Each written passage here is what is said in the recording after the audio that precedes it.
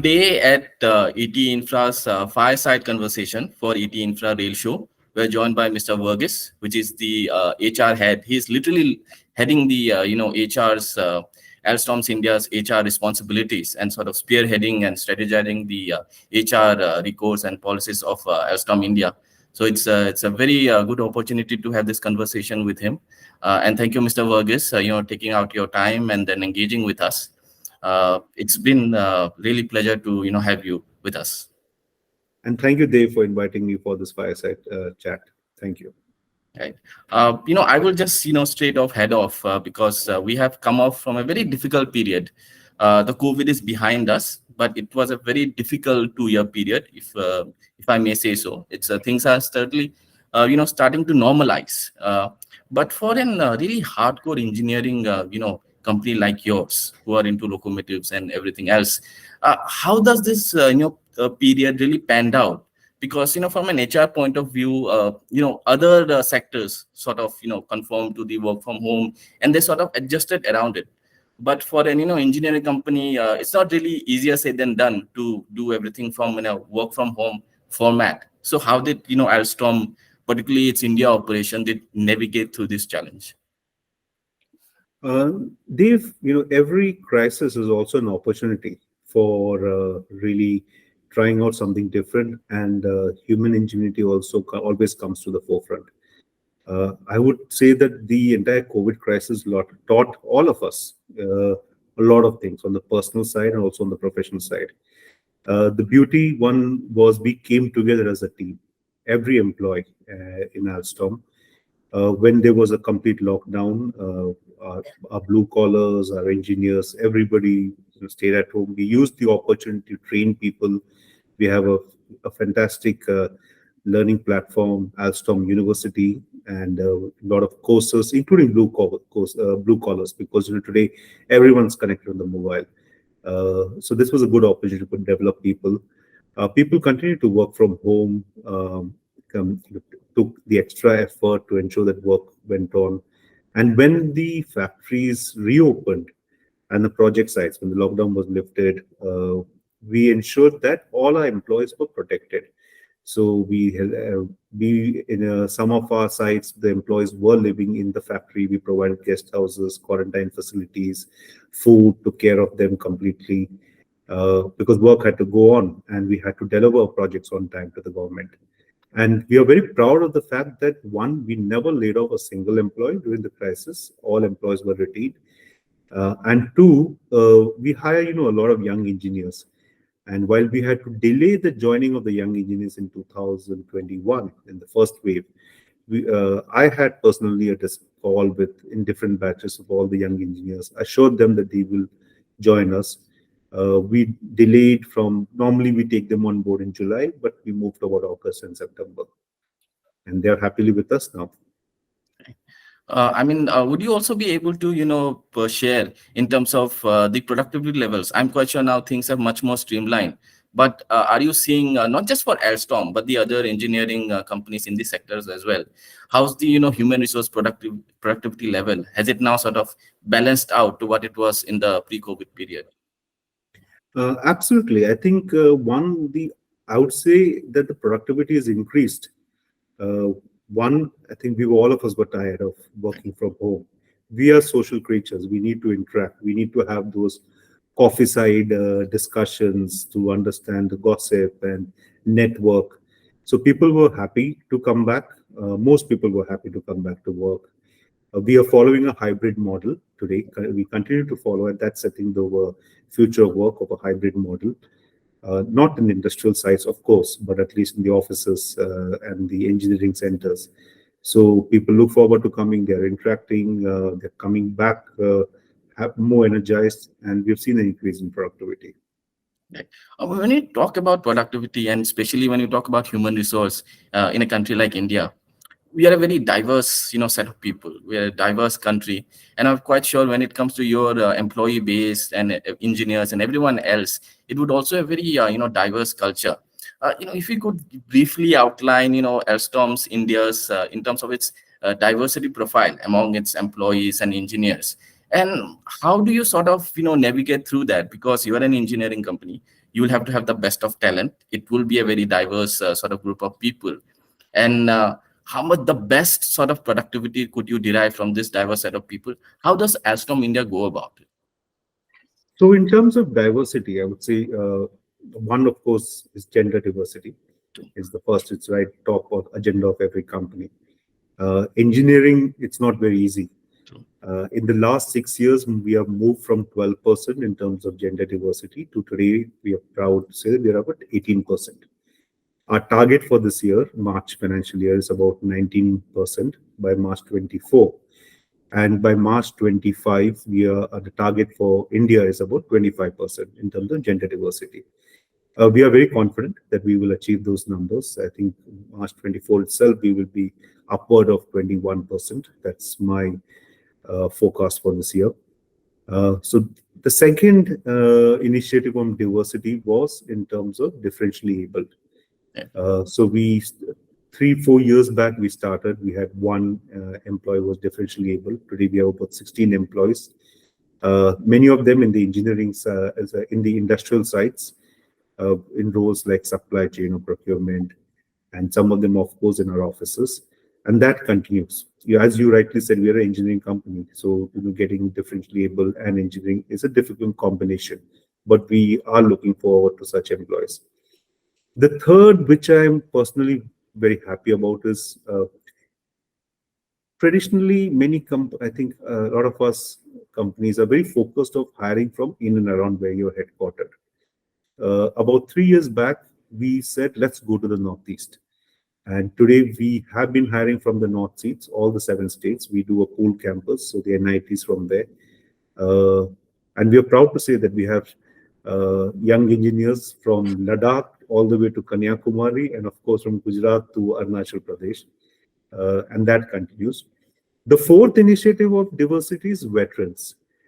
We started this and it's just picked up steam now.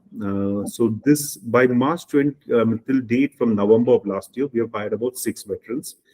The defense has an immense pool of talent, and every year you have a few thousands of defense personnel taking early retirement. They would be typically the early to mid 40s. They still have a good 15-20 years of service left in them. Many of them strong technical backgrounds, engineers by profession. So a combination of both short service commission and permanent commission, we have been able to hire. Primarily, we have been doing it now from the Navy and the Air Force, with a few from the Indian Army. But that's the combination we do. So multiple prong approach in terms of diversity. Right. I was really fascinated by the numbers or the targets that you, shared with us in terms of the female participation. So it's, it really gives a highlight that you really have some benchmark and targets you really want to achieve and you're serious about it. But one pertinent query that I had, in terms of increase the female participation in your workforce, is there a unique set of policies that Alstom India is looking to? Because you also have to sort of make yourself as a company be more friendly in terms of bringing that female participation. So women specific, are there any sort of strategizing or tinkering with the broader HR policy as such? Any novel feature that you have worked upon? So one, I would say that the workplace itself has to become more women friendly. So when we work in terms of the cultural changes in amongst teams, team leaders, managers, or being more welcoming of women, encouraging those debates, discussions. Second, we have focused around women development. So we have the Alstom Women of Excellence. We have a country level diversity and inclusiveness agendas, forums. We are focusing around development of women at various levels. We also ensure that we have a safe workplace. So, for example, it's mandatory for every employee in the first 90 days to go through a respectful workplace training, both classroom, and then we also have refreshers every year, online modules. We provide crash at all our industrial sites and our office sites we have there. And we've relaunched, I would say, a program called Renew, which is getting women back. Women who have taken a career break for various reasons, and now want to get back into the workforce. We have relaunched that, and that's because COVID renew was pretty much had Right. gone dormant, and now that's there. And again, focusing on women veterans, to build leaders, engineering leaders within the organization. So multiple pronged approach, and it's been helpful. We're slowly seeing that increase, and of course, women leaders growing from junior to middle management. Talk about the bringing in the veterans on board, and Hmm. getting that expertise. You talk about mostly from the defense services, but the railways in India is has a heavy, huge presence of the government. The Indian railway service itself, the cadre itself, has a lot of this really well experienced professionals, government professionals from the PSUs and other units. In terms of, you did outline the defense part of it, the defense personnel, but even from the civilian side of it, especially the government side of it, is there any strategy that Alstom India is looking to sort of, pull in that, the talent pool from that side as well? Yes, so in fact, actually, that's become now almost business as usual because we always have a constant flow of talent that comes in. People who would have worked in the earlier years with Indian Railways, various branches of the railways, engineering services or signaling, and we continue to look at talent. So, and they have many of our leaders have had experience. They have worked in either IR or Delhi Metro at some stages in the career, and they are continue to work with us. Next, I would like to know, Alstom India's in terms of this engineering expertise. Obviously, India provides you that broad base, not just for India operations. I would like to think that for the global operations as well for Alstom. So, would you give us that the India operations? How does it fit into Alstom's global operations as such? Like in terms of the engineering expertise that you sort of produce and create here, how does it plug into Alstom's overall global operations? One, very proud and happy to say that today Alstom India is the largest country within the entire Alstom transport globally. So we overtook France about in around in February. That's one. We are now 11,800 employees, permanent employees in India. Uh, by July, August, by August we should be about 12,300 plus, and I think I would safely say we'll be able more than 13,000 by March 24. Second, we have not only grown rapidly, but we have also now we're now an exporter of talent. So Alstom in India is not in India, not just in India for India, but it's in India for the rest of the world. So we export engineering talent. Uh, our chairman has been extremely supportive on the Popala of India, and he wants to see more Indians across different levels in Alstom. And that's a mandate for us, and it's a target we're working towards. So we have, then of course, our engineering centers do projects across, not just for the Indian projects, but across the globe. And almost currently about 25% of global engineering hours is from Right. India, from Bangalore and Hyderabad. You did share the 13,000 numbers, and that itself is a very ambitious and novel thing to look forward to. But let's say in the medium to long term, how do you see these numbers going forward? Does Alstom India in itself has any target to the number of workforce that it will finally grow to? Is there any sort of a pathway to that?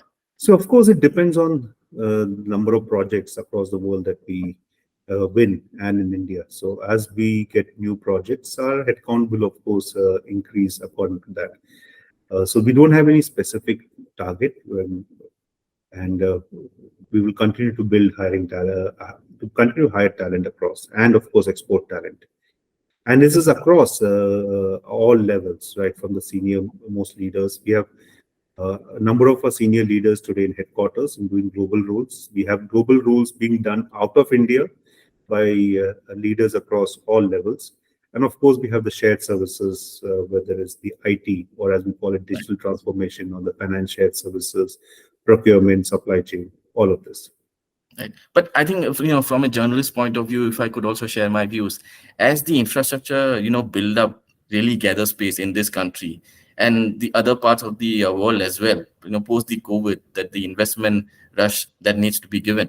And I think quite sure Alstom will have its, hands full in terms of going out there and getting the best talent available, to get your projects up and running and be delivered at the best quality. Absolutely. And I must say, Dave, there's a point which I should have added earlier on, is that have we openly encourage talent.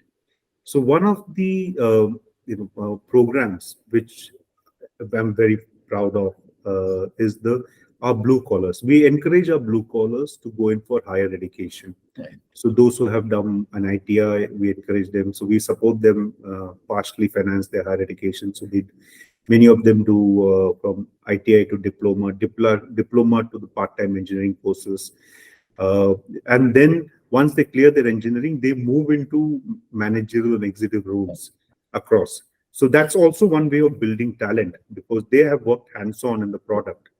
And obviously, they're more encouraged and more motivated to stay in the long run. Second, wherever we are, we hire from in and around the nearby villages. Today, I'm in Madhepura, having this call from Madhepura, prestigious e-loco factory. And on the shop floor, there are these young girls that we have recruited who were class 12 or just finished basic graduation. They have gone through English communication skills, they have gone through computer skills. And it was such a proud moment that today they were presenting to us on supply chain and lean concepts in very good English and very encouraged. And they are looking forward to growth. I think every young person today in the workforce wants to grow and go out and see the world. And some of the questions that I get from a young, as I say, blue collars is, when can we go to Paris, or when can we go to Australia? Yeah, I think because the point is, especially rail transport. Europe has a lot of focus on rail transport. Our Yes. country literally runs on rail transport, and locomotives and wagons.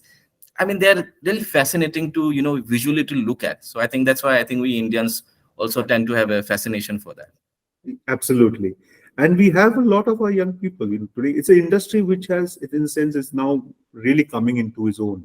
So, Mr. Varghese, I really appreciate you joining us. It's been a really wonderful conversation and giving insights into Alstom India's HR and its operations and its future ahead.